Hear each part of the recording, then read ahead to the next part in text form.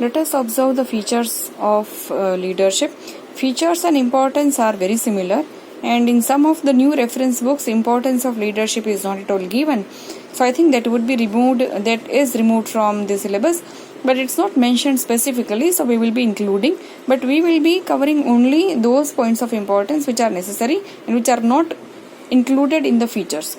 Say for example, first, influencing others. This point is present in features also, as well as it is given in importance also. So in importance, we will not be studying the same feature because contents and explanation can be same. So what are the features of a leadership? Remember, these are not features of leaders. These are features of leadership, because features of leaders are given separately. Okay. So what are the features of leadership? First of all, as we know, it is influencing others. Unless you can change the behavior of others, they will not work for you. You Google top 10 leaders of the world right now, and you will get a list of people. And if you see them, if you see the images of them, mostly the pictures of them are given that they are giving lectures somewhere, they are addressing public, or they are interviewing somewhere. So these are the parts of influencing the behavior of others. Say for example, if you see one of the diplomats, Shashi Tharoor, he himself or any such other diplomats or leaders, those who are into the representation of our own government to different countries, they themselves, even they don't speak anything, they are just standing, right? And you observe them. You will see that the whole personality of them speaks and influences the one who is observing. So here a leader also will have to be the same. He may not speak anything, but by his behavior, by his overall personality, by his even eye communication, he would talk so much that the other person, without getting any instruction, would feel influenced and motivated. So that is the first feature. Second, he or she brings changes in behaviors of others. Right? This may be by communicating with the person, by motivating, by talking to a person, or by giving example of own self. Say a leader starts doing something and then the followers would do the same. So that is influencing by doing. But your job, main job of the leader, is to bring change in attitude and behavior of others. Because if he cannot change it, it means he is not able to bring about something that is needed by the organization. And so he cannot be a successful leader. Third, good interpersonal relations. Of course, a leader, he might have to use his authority at many places, but otherwise he must have good interpersonal skills with all his followers or groups. He must be knowing each and every person of his group, say his background, educational qualification, experience, family members, everything. A follower or a member of a group must feel at home with the leader. The followers must not see leader as someone very, very above them and unapproachable. So good interpersonal relationship will also help leader to communicate his decisions easily, and even he can make them work easily upon the targets, because there the feeling would be of a family and not of a boss. Fourth, achieve common goals of the organization. The leader and his group must sit together and set up the goals so as the organization can march towards the progress naturally and achieve and attain the goals very easily throughout the process of organizational evolvement. Next is, of course, leadership is a continuous process.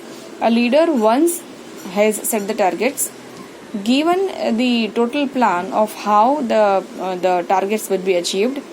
Once he has paved the roadmap, he or she will now have to see that these commands or these goals are fulfilled, and then what next. A leader will always have to think about what next, because business environment will keep on throwing different types of unseen challenges to the business organization, and leader will have to sniff and work upon those challenges so that the organization not only survives but grows. So he'll have to continuously show his leadership. The best example here I can give is of Jio.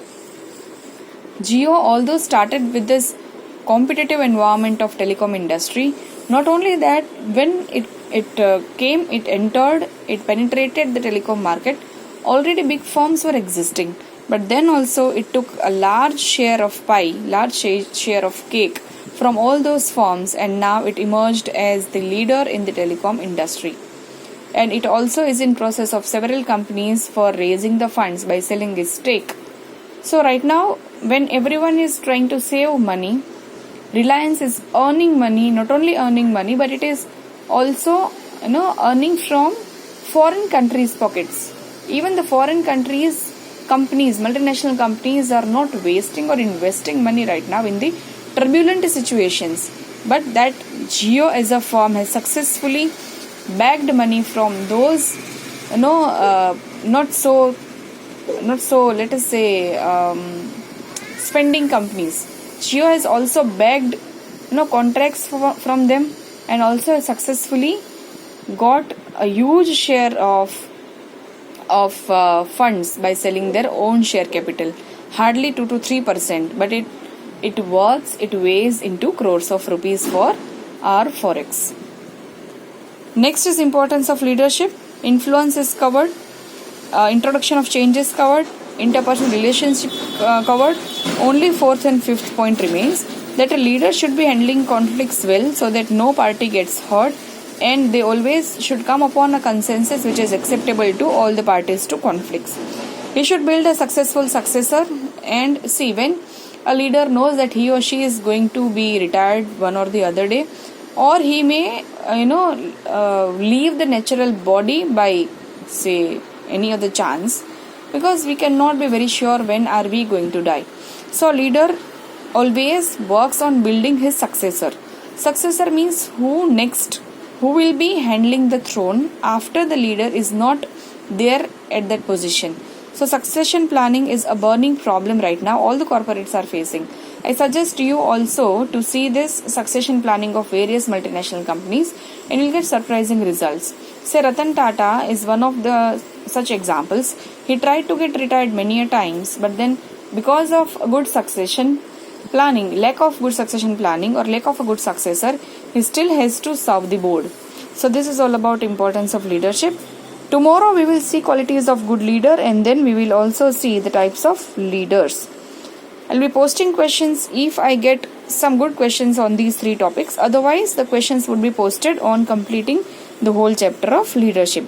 If you have any doubt or if you want to give any suggestion, you are open to do it. Even if you want to suggest some improvements in the video or audio quality, you can please suggest so that I can improve on it for your benefit. Thank you and have a nice day.